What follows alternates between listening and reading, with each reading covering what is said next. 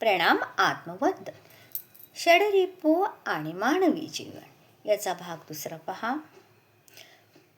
आपल्यामध्ये दर्शनाचेही 6 प्रकार आहेत.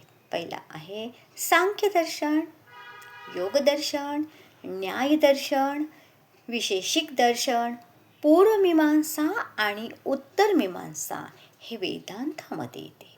त्यानंतर आहेत 6 ऋतू: वसंत ऋतू, ग्रीष्म ऋतू, वर्षा ऋतू, शरद ऋतू, हेमंत ऋतू आणि शिशिर ऋतू.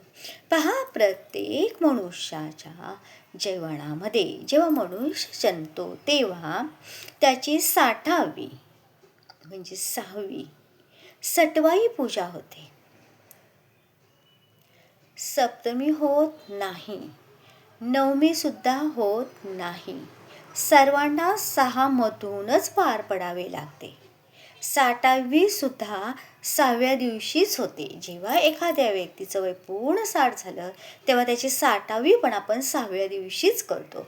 अशा तऱ्हेने षडरिपू आणि मानवी जन्म याचा खूप जवळचा संबंध आहे. आज आपण भाग 2 पाहिला. उद्या पाहूया भाग 3.